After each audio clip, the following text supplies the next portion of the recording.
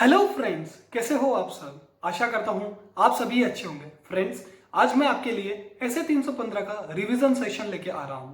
ये ऐसे 315 का पार्ट 1 है जिसमें 4 टॉपिक है। फ्रेंड्स, इसको मैंने लॉजिकल और सिक्वेंशियल फॉर्म में बना दिया है और इसमें पास्ट ईयर एग्जामिनेशन के सारे क्वेश्चंस भी इंक्लूड कर लिए हैं, जिससे आपको समझने में आसानी रहेगी। फ्रेंड्स, होप सो आपको ये रिवीजन सेशन पसंद आएगा। अगर आपको पसंद आए तो प्लीज मेरे चैनल को लाइक कीजिए, सब्सक्राइब कीजिए और शेयर कीजिए। Thank you so much, friends. Hope you will enjoy the session. Please watch it. Thank you so much. SA 315 Identifying and Assessing the Risk of Material Misstatement Through Understanding the Entity and its Environment. Friends, सबसे पहले तो इसका नाम identify करना है और क्या करना है, एसेस करना है। मतलब आइडेंटिफाई करना है और एसेस करना है क्या, रिस्क ऑफ मटेरियल मिसस्टेटमेंट। तो RMM कैसे, थ्रू अंडरस्टैंडिंग द एंटिटी और उसका एनवायरमेंट को। मतलब सबसे पहले तो हमें आइडेंटिफाई करना है, फिर एसेस करना है क्या, RMM कैसे, अंडरस्टैंडिंग करके किसकी, एंटिटी की और उसके एनवायरमेंट की। फ्रेंड्स, इसके आज का टॉपिक जो होगा ना, ये पार्ट 1 है फ्रेंड्स, ऐसे 315 का। तो जो ये आज का जो सारे 4 टॉपिक है ना, वो ऐसे के नाम से ही अपने को टॉपिक याद करने हैं। तो देखो फ्रेंड्स, आज अपने टॉपिक 1 पढ़ेंगे, obtain N understanding of entity and its environment. फिर क्या है, कंसिडरेशन क्या लेना है, असेसिंग द रिस्क। फिर क्या है, audit risk at the level of financial statement और point of indication that direct the auditor to जज दैट जो रिस्क आइडेंटिफाई की है सिग्निफिकेंट है। मतलब सबसे पहले तो obtaining and understanding of entity and its environment. तो देखो, understanding of entity and its environment topic number 1। फिर क्या है, assessing the risk of RMM। तो identify and assess the risk of RMM topic 2। ठीक है। अब RMM में 2 टाइप होते हैं, at the level of financial statement और at the level of assertion. तो topic 3 at the level of financial statement. और टॉपिक 4 क्या है, जो रिस्क आइडेंटिफाई किए ना अपन ने, वो क्या है, सिग्निफिकेंट है या नहीं है, वो कैसे जज करेगा ऑडिटर। तो फ्रेंड्स, चलो बढ़ते हैं टॉपिक नंबर 1 की तरफ।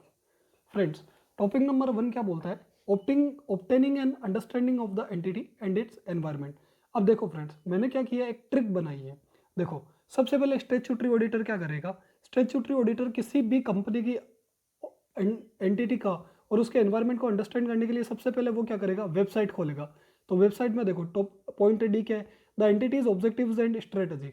मतलब वेबसाइट पे अपने को एंटिटी का विजन, मिशन, ऑब्जेक्टिव्स वगैरह सारे दिख जाएंगे। तो ये खाली ट्रिक पॉइंट्स को याद करने के लिए।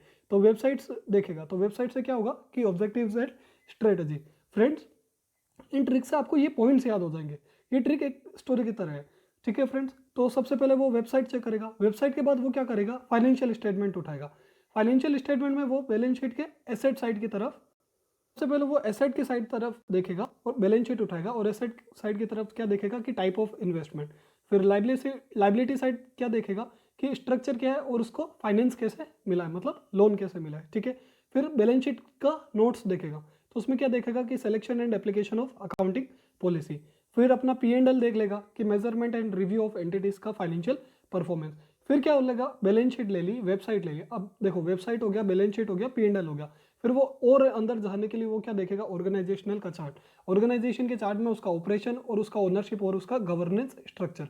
फिर वो मैक्रो लेवल पे क्या चेक करेगा कि इंडस्ट्री का regulatory and other external factor क्या है।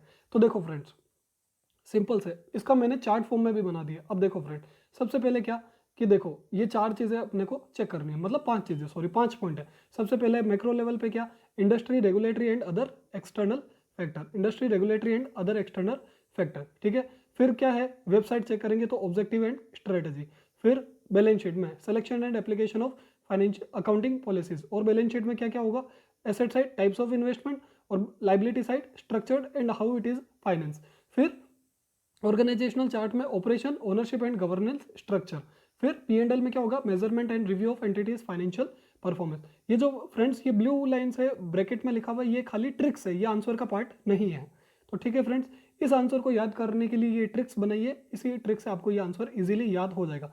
तो टॉपिक नंबर 1 क्या बोलता है कि हम ऑब्टेन कैसे करेंगे understanding of entity and its environment. तो देखो फ्रेंड्स, वापस स्टोरी रिपीट कर रहा हूँ।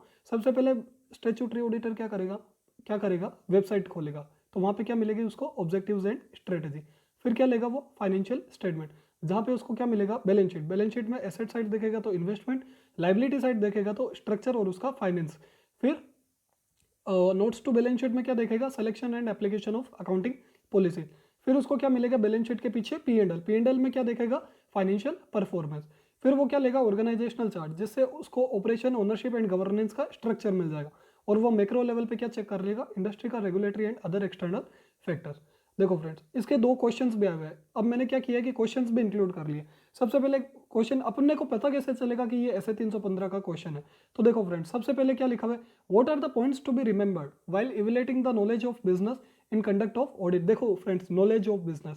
फिर दूसरे क्वेश्चन में क्या लिखा हुआ है, what are the broad matters to be considered while obtaining knowledge of business. तो नॉलेज ऑफ बिजनेस का मतलब क्या हो गया, obtaining an understanding of entity and its environment. That is consideration for assessing the risk of material misstatement. देखो friends सबसे पहले RMM क्या होता है। तो देखो फ्रेंड्स आरएमएम दो जगह होगा, एक तो at the level of financial statement और at the level of assertion level. तो फाइनेंशियल स्टेटमेंट लेवल और असर्शन लेवल, असर्शन मतलब TBD transaction account balances and disclosure. तो देखो ऑडिटर क्या करेगा फाइनेंशियल स्टेटमेंट लेवल पे और असर्शन लेवल पे रिस्क को एसेस कैसे करेगा, सबसे पहले तो आइडेंटिफाई करेगा रिस्क, फिर उसको एसेस करेगा आइडेंटिफाइड रिस्क को, फिर क्या करेगा रिलेट करेगा आइडेंटिफाइड रिस्क को, और फिर कंसीडर करेगा लाइक्लीहुड ऑफ मिसस्टेटमेंट। देखो दो टाइप्स की आरएमएम होती है, फाइनेंशियल स्टेटमेंट लेवल और असर्शन लेवल। फिर वो ऑडिटर प्रोसेस क्या लगाएगा, पहले तो रिस्क को आइडेंटिफाई करने का, फिर उसको असेस करने का, फिर उसको रिलेट करने का, फिर उसको कंसीडर करने का। देखो फ्रेंड आइडेंटिफाई करेगा risk through out the process of obtaining and यही कि भाई पहले अंडरस्टैंडिंग ऑफ एंटिटी करेगा, फिर उसका रेलेवेंट कंट्रोल देखेगा वो सब, ठीक है। फिर एसेस करेगा आइडेंटिफाइड रिस्क को, एसेस करने का मतलब क्या हो गया आइडेंटिफाइड रिस्क को कि कितने पोटेंशियली मतलब पोटेंशियल अफेक्ट मेनी असर्शन, मतलब इवैल्यूएट करेगा कि whether they relate more pervasively to financial statement as a whole and potentially affect many assertion. जो रिस्क है वो कितने असर्शंस को अफेक्ट कर रही है, बैलेंस शीट के कितने आइटम्स को अफेक्ट कर रही है, तो वो असेस करने का। फिर रिलेट करने का आइडेंटिफाइड रिस्क को, जो अपने ने रिस्क आइडेंटिफाई किए वो eight the level of financial statement किए, तो फिर असर्शन लेवल पे उससे क्या गलत हो सकता है। फिर क्या करने का पॉसिबिलिटी पता लगाने की कि भाई इस असर्शन से और कहाँ इफेक्ट हो सकता है। बैलेंस शीट में वैसे भी वन पर्टिकुलर आइटम का सेकंड इफेक्ट तो होता ही है, मतलब दो इफेक्ट तो होता ही है, तो सेकंड इफेक्ट देखने का कि भाई और इससे मिस स्टेटमेंट क्या हो सकता है। अब फ्रेंड्स इसका चार्ट फॉर्म में देखेंगे अपने, तो देखो आरएमएम दो टाइप्स का होता है, financial statement level and assertion level. Process क्या, identify risk, assess risk, relate the risk और consider the likelihood of misstatement. फिर इसका देखो फ्रेंड्स क्वेश्चन क्या है, in the course of audit of PB limited you observe that there is a likelihood of misstatement in account balance and disclosure in the financial statement. What should be your consideration, what should be your consideration as an auditor for assessing the risk of material misstatement. पूछा है देखो what should be your consideration as an auditor for assessing the RMM. तो RMM को assess करने के लिए तो अपने को ये आंसर लिखना है, consideration for assessing the RMM. तो आरएमएम क्या हो गया, फाइनेंशियल स्टेटमेंट लेवल और असेस लेवल। इसके चार प्रोसेस हो गए, आइडेंटिफाई, एसेस, रिलेट और कंसिडर। ठीक है फ्रेंड्स, अब आता है टॉपिक नंबर थर्ड। अब audit risk at the level of financial statement, मतलब जो आरएमएम का पार्ट ये वाला है ना, आरएमएम का फाइनेंशियल स्टेटमेंट, तो वो क्या होता है। तो देखो फ्रेंड्स आरएम ये क्या होता है, level of financial statement relate pervasively to the financial statement as a whole and potentially affect many assertion. मतलब आरएमएम ऐसे टाइप का आरएमएम जिससे होल एंड पोटेंशियली अफेक्ट वो मेनी असर्शंस को अफेक्ट कर सकता है फाइनेंशियल स्टेटमेंट को। अब ये असर्शन क्यों अफेक्ट हो रहे हैं, क्योंकि कंट्रोल एनवायरनमेंट अपना क्या है, डेफिशिएंट है। तो डेफिशिएंट कंट्रोल एनवायरनमेंट होगा तो इंटरनल कंट्रोल की रेस्पॉन्सिबिलिटी किसकी, मैनेजमेंट की। अपने ने ऐसे 210 में पढ़ा था कि भाई मैनेजमेंट की है रेस्पॉन्सिबिलिटी, तो मैनेजमेंट पे ऑडिटर को जाएगा डाउट, ठीक है। और ऑडिटर देखेगा कि ऑडिट कंडक्ट हो सकती है या नहीं हो सकती, और फिर क्या करेगा, रिलायबिलिटी को चेक करेगा। सिंपल फ्रेंड्स देखो सबसे पहले देखो क्या है, audit risk at the level of financial statement refers to risk of material misstatement that relate pervasively to the financial statement as a whole and potentially affect many assertion. अब ये क्यों होता है, क्योंकि डेफिशिएंट कंट्रोल एनवायरनमेंट है। और इससे क्या होगा कि अब जैसे डेफिशिएंट कंट्रोल एनवायरनमेंट है, इसका मतलब क्या है फ्रेंड्स कि इंटरनल कंट्रोल बनाने की जिम्मेदारी किसकी, मैनेजमेंट की। तो मैनेजमेंट से क्या होगा कि ऑडिटर को हो जाएगा डाउट कि भाई फाइनेंशियल स्टेटमेंट एंटिटी का मतलब एंटिटी को इंटरनल कंट्रोल पे डाउट हो जाएगा, तो डाउट हो जाएगा तो और इंटरनल कंट्रोल बनाने की जिम्मेदारी किसकी, मैनेजमेंट की। तो मैनेजमेंट की इंटीग्रिटी, अपन ने ऐसे 220 में पढ़ा था कि ऑडिटर एक्सेप्ट और कंटिन्यू करेगा क्लाइंट रिलेशनशिप, सबसे पहले वो इंटीग्रिटी चेक करेगा। तो इंटीग्रिटी ऑफ एंटिटीज मैनेजमेंट, फिर कि भाई ऑडिट कंडक्ट हो सकती है या नहीं हो सकती, और फिर वो रिलायबिलिटी चेक करेगा एंटिटी के रिकॉर्ड की। फिर आता है फ्रेंड्स अपना टॉपिक नंबर 4। अब टॉपिक नंबर 4 क्या बोलता है कि अब भाई जो रिस्क अपने ने आइडेंटिफाई की है वो सिग्निफिकेंट है या नहीं है। तो फ्रेंड्स इसकी मैंने एक ट्रिक बनाई है, ट्रांजेक्शन की है। देखो फ्रेंड्स 6 पॉइंट्स है, तो मैंने इसकी ट्रिक बनाई है, ट्रांजेक्शन की है, फ्रॉड हुआ तो ऑडिटर को सब्जेक्टिविटी चेंज करनी पड़ेगी।